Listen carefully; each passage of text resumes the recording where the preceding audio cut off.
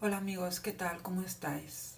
Imagínate que llegas nuevo a la ciudad, te vienes del pueblo con todos tus ahorros metidos en un sobre y encuentras una habitación en un piso que te gusta mucho y el dueño te dice que le pagues por adelantado un par de mensualidades y la fianza.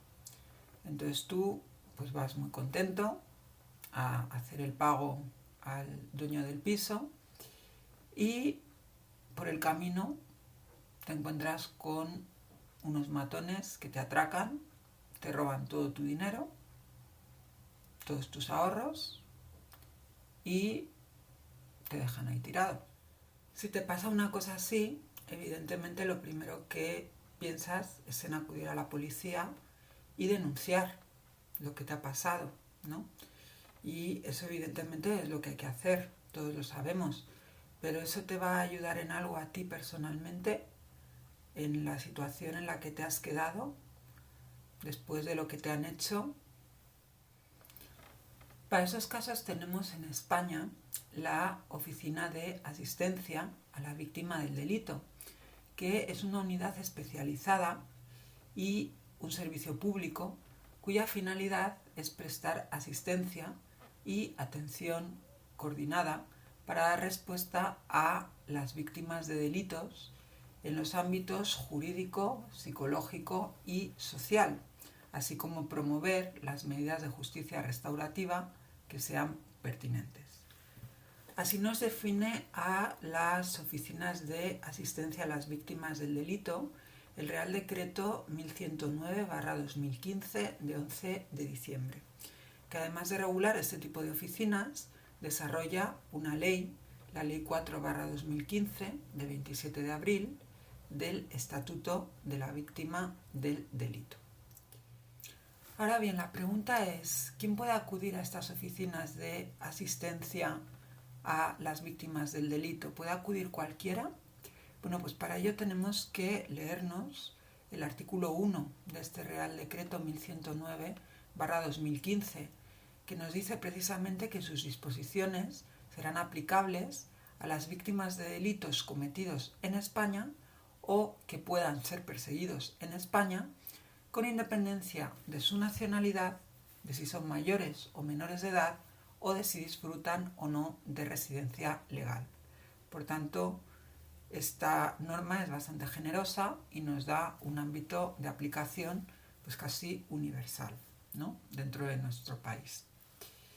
Pero por otro lado, tenemos que tener en cuenta que el artículo 13 de este mismo Real Decreto nos establece una lista cerrada de personas que se pueden considerar víctimas. Porque claro, el problema del concepto de víctima es que se puede interpretar desde muchos puntos de vista, ¿no? Basta que ocurra algo malo, que aquí todos queremos ser víctimas, para beneficiarnos, obviamente, de las ayudas. Entonces, a este respecto, el Real Decreto 1109/2015 distingue entre dos tipos de víctimas. Lo que sería la víctima directa, que sería toda persona física que haya sufrido un daño o perjuicio sobre su propia persona o patrimonio, y en especial lesiones físicas o psíquicas, daños emocionales o perjuicios económicos directamente causados por la comisión del delito. Fijaos que estamos diciendo personas físicas, no personas jurídicas.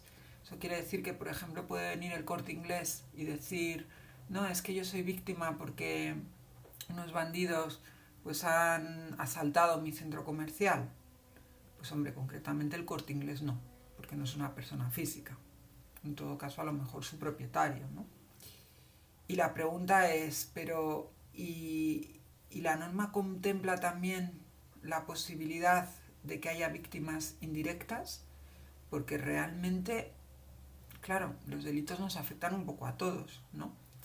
Bueno, pues también el Real Decreto del que estamos hablando prevé o contempla el caso de la víctima indirecta, pero solamente en los casos de muerte o desaparición de una persona que haya sido causada directamente por un delito. Es decir, no porque una persona haya desaparecido porque se haya ido, ¿no? Sino porque ha habido un delito. Salvo, obviamente, que se tratare de los responsables de los hechos, ¿no? Evidentemente, si yo te mato a mi esposo, luego no puedo coger y decir, no, es que yo soy la víctima. No le mates, ¿no? Bueno, en este sentido, respecto a las víctimas indirectas, este precepto, este artículo 13 del que estamos hablando, nos establece una lista cerrada de personas que se pueden considerar víctimas indirectas del delito. En primer lugar, se considerará víctima indirecta a su cónyuge no separado legalmente o de hecho, y a los hijos de la víctima o de dicho cónyuge que en el momento de la muerte o desaparición convivieran con ellos. Esto también se aplica a la persona que hasta el momento de la muerte o desaparición hubiera estado unida a ella por análoga relación de afectividad y a los hijos de la misma que convivieran con ambos. Es decir, pues como debe ser en tiempos modernos, no solamente se puede considerar víctima indirecta tu esposo, ¿no? O tu esposa, sino también tu novio o novia, tu pareja en general. En segundo lugar, se considera también víctima indirecta a sus progenitores y parientes en línea recta o colateral dentro del tercer grado que se encontraren bajo su guarda. ¿Esto qué significa? Pues eso significa que, por ejemplo, podemos incluir a los tíos, ¿no? Los tíos de la persona desaparecida o muerta. Pero se exige ese requisito de que se encuentren bajo su guarda. Hombre, no suele ser lo normal, ¿no? Que un tío esté bajo la guarda de su sobrino, pero puede ocurrir. Y además también se las considera víctimas indirectas a las personas sujetas a su tutela o curatela o que se encontraren bajo su acogimiento familiar. Y para este caso no se requiere parentesco. Es decir, si yo, por ejemplo, pues acojo a un niño ucraniano en mi casa, ¿verdad? Y luego yo desaparezco o me muero, pues el niño ucraniano que ha estado bajo mi guarda, o más bien bajo mi acogimiento familiar, con este tema de la guerra, ¿verdad? Pues se consideraría una víctima indirecta. Y ya por último, en caso de no existir las anteriores personas a las que nos hemos referido, se considerará víctima indirecta a los demás parientes en línea recta, solo línea recta. Es decir, padres, abuelos, bisabuelos, tatarabuelos, hijos, nietos, bisnietos, ¿vale? Línea recta. Y a sus hermanos, con preferencia entre todos ellos del que ostentara la representación legal de la víctima. Y ya está. ¿Por qué estamos entrando tanto en el detalle de qué es lo que la ley considera víctima indirecta? Pues porque efectivamente este mismo Real Decreto nos dice que se excluyen expresamente los terceros que hubieran sufrido perjuicios derivados del delito. Es decir, si yo me llevo muy bien con mi vecina, nos llevamos muy bien, me tiene mucho cariño, mucho aprecio, y resulta que yo desaparezco o me matan, mi vecina, por muy bien que se lleve conmigo, evidentemente sufre un perjuicio de mi desaparición, pero no se puede presentar como víctima en estas oficinas, ¿vale? Entonces todos los que no estén incluidos en este numerus clausus, es decir, en este número cerrado, lista cerrada de personas que hemos enumerado, pues no pueden presentarse como víctimas. Dicho lo cual, ¿qué es lo que hacen las oficinas de asistencia a la víctima del delito? Bueno, pues básicamente estos órganos se dedican a prestar asistencia en 4 fases. Así nos lo dice el artículo 25 del Real Decreto 1109/2015. Una primera fase de acogida, orientación, una segunda fase de información, una tercera fase de intervención y una cuarta fase de seguimiento. La fase de acogida-orientación, a la que se refiere el artículo 26 de este decreto, se realiza a través de una entrevista presencial o telefónica. Tampoco es necesario que yo vaya allí, puedo llamar por teléfono.